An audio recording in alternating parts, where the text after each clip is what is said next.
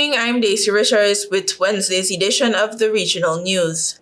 The Pan-American Health Organization, PAHO, has issued a new Rapid Risk Assessment, RRA, on yellow fever in the Americas, including the Caribbean, which it said shows that the risk to public health remains high due to continued human cases in endemic countries of the region.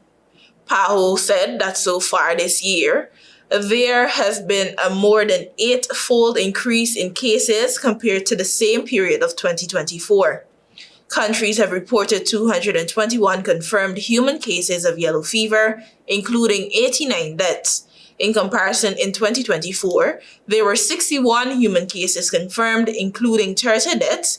PAHO said that what is concerning is the fact that while in 2024 most cases were reported in the Amazon region of Bolivia, Brazil, Colombia, Guyana, and Peru, this year cases have also been reported outside the Amazon region in areas such as Sao Paulo State in Brazil and Tolima Department in Colombia. It said that while vaccination capacities in endemic countries have since improved to limit global supply of yellow fever vaccine continues to pose a challenge, with current supplies unable to cover demand in the Americas and in Africa. In the risk assessment, PAHO calls for the need to strengthen surveillance, vaccination of at-risk populations, and the communication strategies to ensure the provision of public health advice for affected communities and those traveling to areas where vaccination is recommended.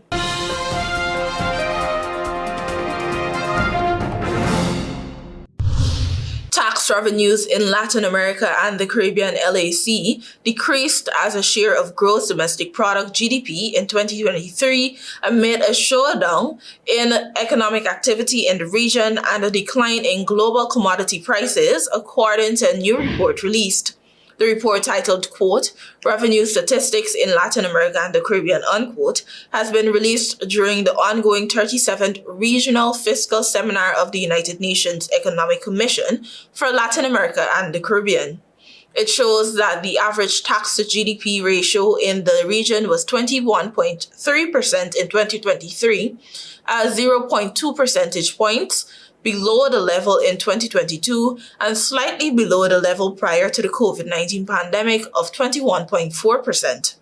Tax to GDP ratios in the region ranged from 11.6% in Guyana to 32% in Brazil in 2023. By comparison, the average tax to GDP ratio in OECD countries was 33.9% in 2023. The report said between 2022 and 2023, the tax to GDP ratio fell in 14 of the 26 countries.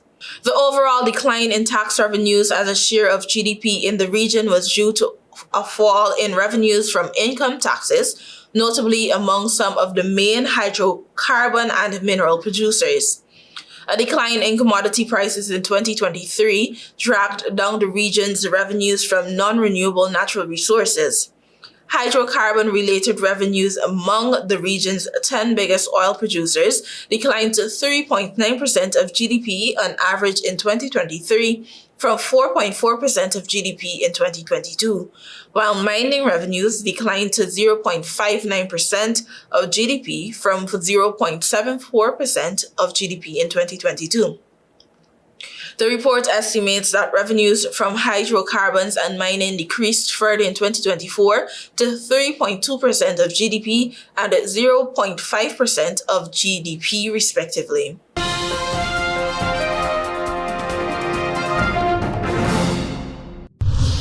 Finally, the New York Immigration Coalition, NYIC, is warning that the decision by the United States government ordering its embassies worldwide to freeze issuing student visas could severely threaten Caribbean and other international students.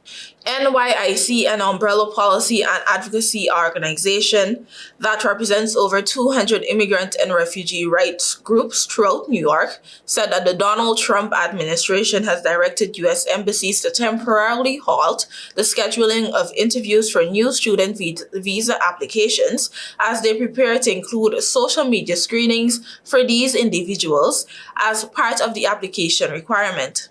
NYIC said that student applicants who already have visa interviews scheduled may still proceed with the application process.